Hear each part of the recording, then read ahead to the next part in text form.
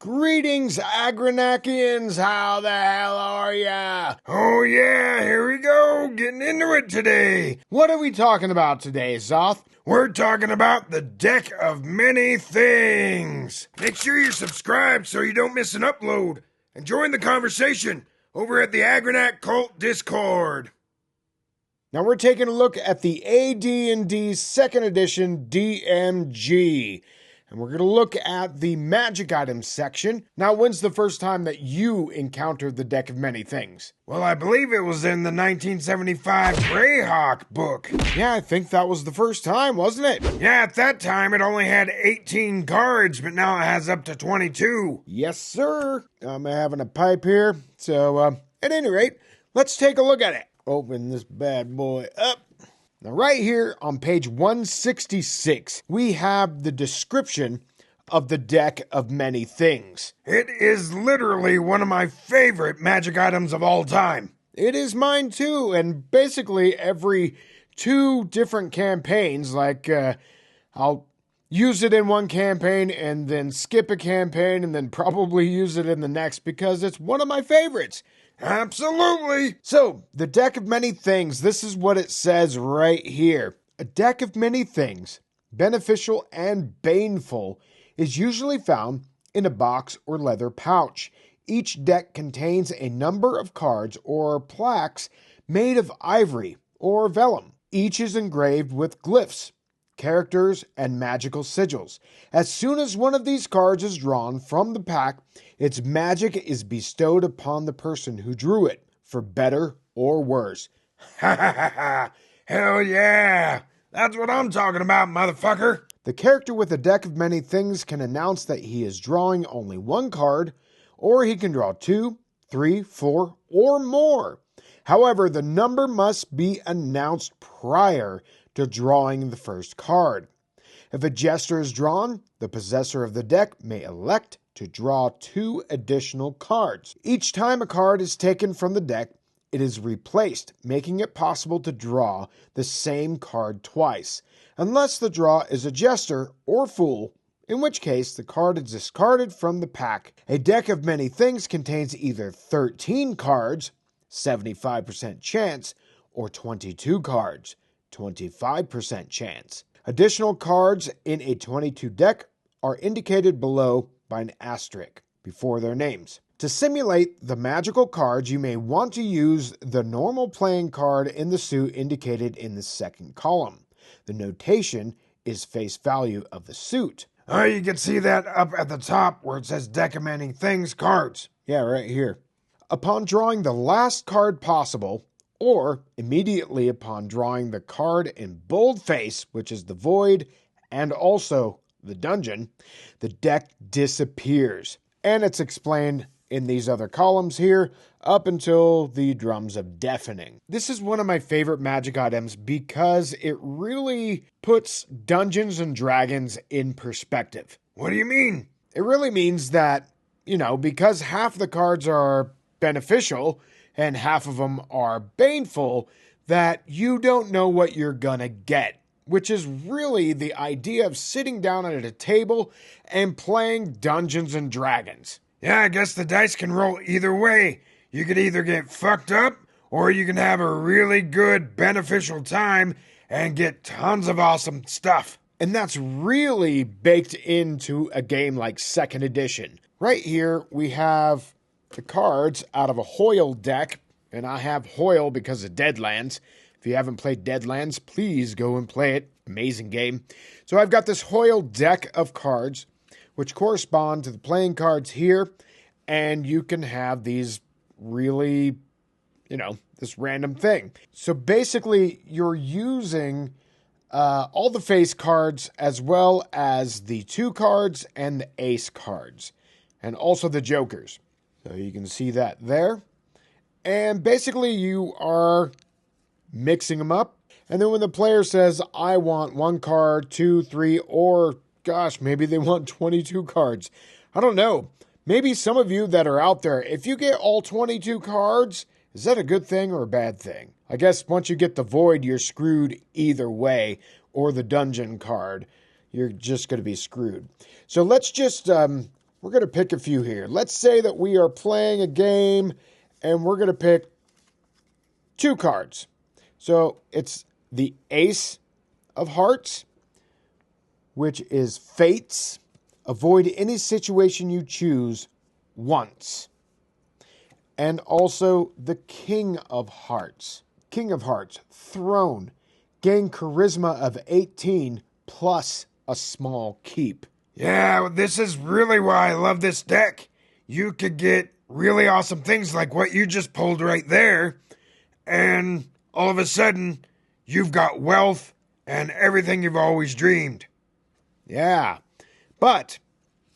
and really, after you've pulled those, you're supposed to put them back. So let's say you've picked up these cards. We're going to do 2 other draws, and it is the King of Diamonds and the King of Spades.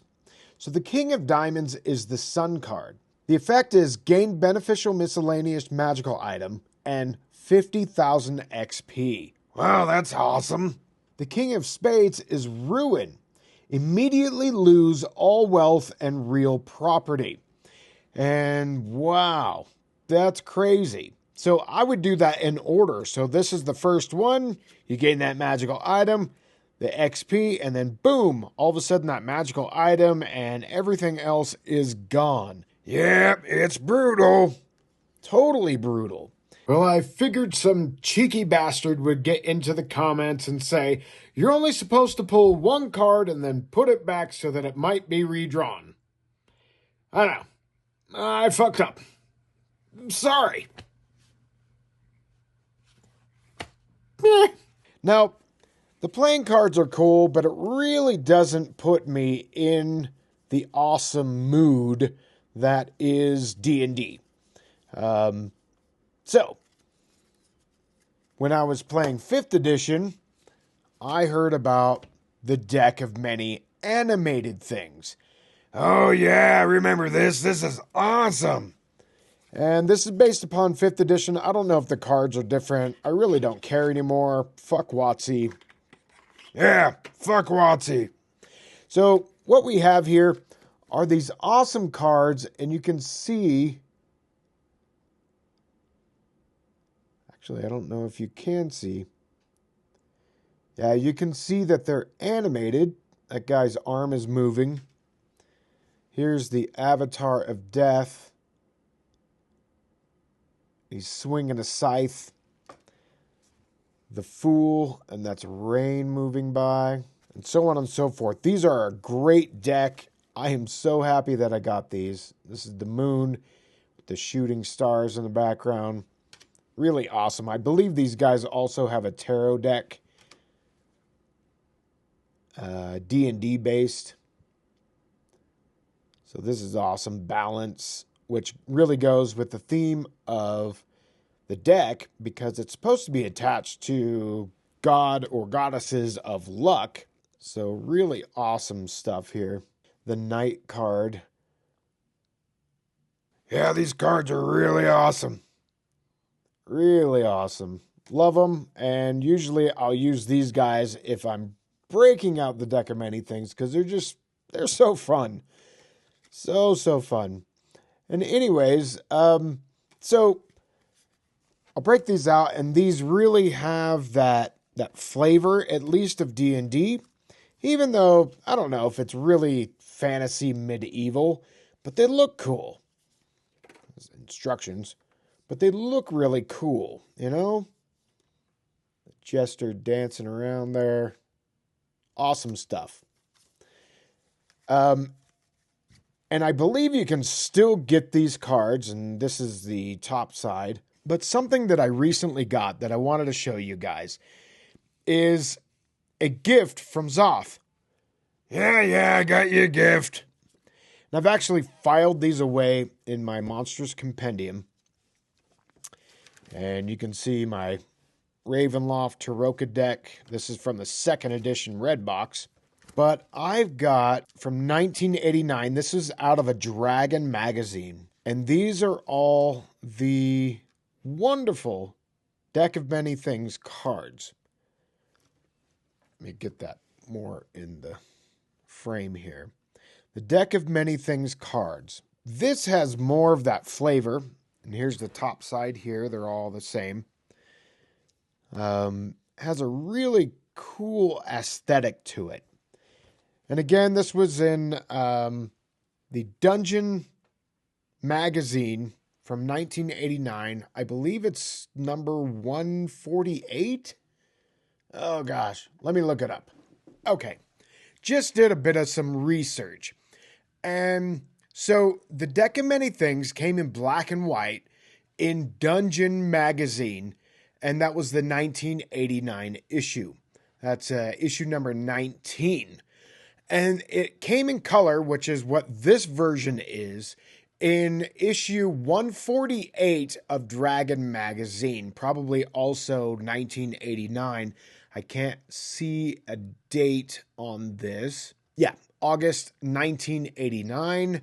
And the Dungeon magazine was September, October. So all about the same time.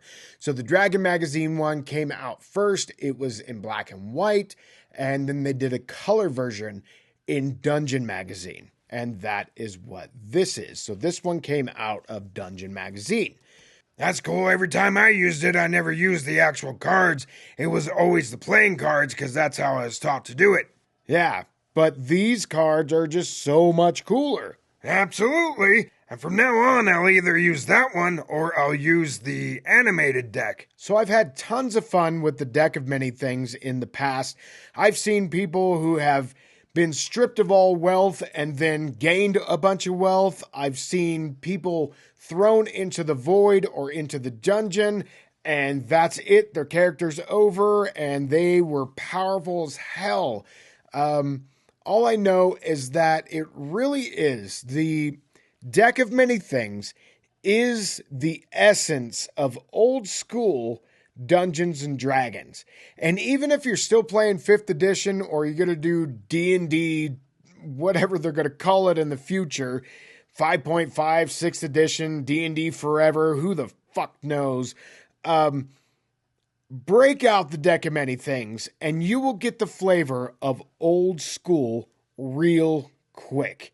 Really harkens back to when players didn't need safe spaces. They just, threw their dice and their character sheet at you and pencils and maybe a knife or two.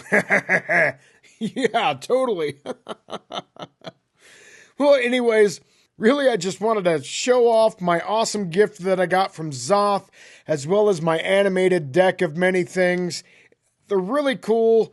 And maybe this is the inspiration that you need to break out a Deck of Many Things for your players this next game session. If you want to pick up a deck of animated things, I will leave a link in the description. Make sure you go over to Agranak.com and sign up for our newsletter. Thanks for stopping by Agranak Studios today, and we'll see you on the next one. Later. This video was brought to you by the generous support of our patrons. Consider becoming a patron so you can help us make more content like this. Or get yourself a t-shirt below. Later. Alright, do this and do that and do this and do that. And watch this video.